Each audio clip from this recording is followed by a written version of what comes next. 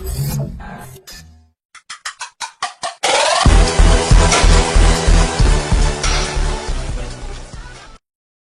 বং ওয়াডিক্ট, আমি জ্যোতির্ময়। আজকে চলে এসেছি একটা দারুণ আপডেট নিয়ে। আজকের আপডেট কিন্তু সাকিব খানকে নিয়ে। হ্যাঁ, ঢালিউডের কিং, ঢালিউডের বাদশাহ সাকিব খানকে নিয়ে একটা দুর্ধর্ষ আপডেট আছে, এবং সেই আপডেট এমন যেটা শুনলে হয়তো আপনারা ছিটকে যাবেন।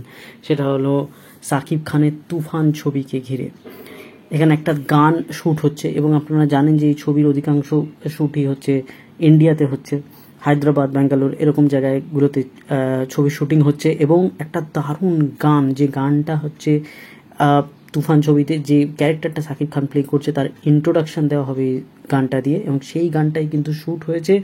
এবং যেটা খবর যে এই গানের পেছনে কোটি টাকারও বেশি খরচা হয়েছে।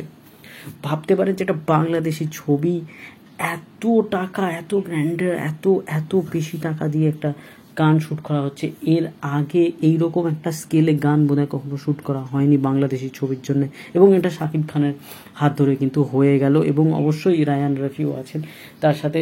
এবং এই আমরা জানি যে সাকিব খানের সাথে এখানে মিমি চক্রবর্তীকেও দেখা যাবে, যিশু সেনগুপ্তকেও দেখা যাবে, এদেরকেও কিন্তু এই ছবিতে কিন্তু দেখা যাবে।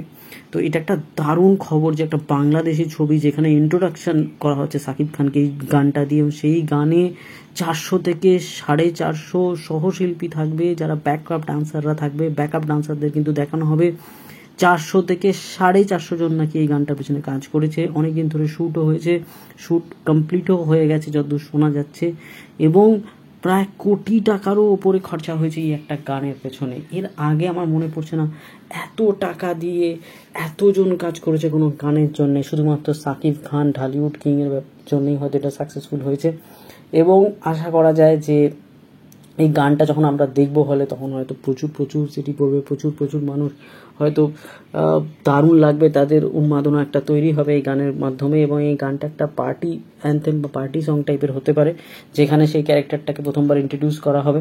এবং এই ছবির গান যেখানে এতটা খরচা করে একটা গান তৈরি করা হচ্ছে, তার মানে এটা বোঝা যায় যে প্রডিউসাররা কিন্তু চাইছে যে এটাকে একটা স্কেল আপ করতে, এবং একটা অন্যভাবেই সাকিব খানকে প্রেজেন্ট করতে। যে প্রেজেন্টেশনটা এমনভাবে হবে, এর আগে হয়তো এভাবে কেউ তাকে প্রেজেন্ট করতে পারেনি, সেইভাবেই কিন্তু এবার তাকে প্রেজেন্ট করা হবে। তাই বেশ একটা আলাদাই স্কেলে কিন্তু গানটাকে দেখানো হচ্ছে। এবং গানের পেছনে যদি এতটা টাকা খরচা করা যায় তাহলে বোঝাই যাচ্ছে যে এক্স্যাক্টলি বাজেট কোথায় পৌঁছতে পারে ছবি কমপ্লিট হওয়ার সাথে সাথে। তো আরও আপডেট দেবো, তোমরা অবশ্যই সাবস্ক্রাইব করো, লাইক করো, কমেন্ট করো, সাবস্ক্রাইব করতে থাকো, তবে আরও বেটার কন্টেন্ট নিয়ে আসতে পারবো। এবং ঢালিউড কিং কিন্তু প্রত্যেক দিনে একটু করে ইন্ডাস্ট্রির উন্নতির দিকে নিয়ে যাচ্ছে, এবং রাজকুমার হাত ধরে তো হয়েইছে, তার সাথে সাথে তুফানের হাত ধরেও কিন্তু একটা মারাত্মক রকমের উন্নতি হতে চলেছে, যেখানে কিনা গানটা এত বড় একটা গ্র্যান্ডারে শ্যুট হচ্ছে, সেটা একটা বিশাল ব্যাপার, এর আগে কখনো হয়নি।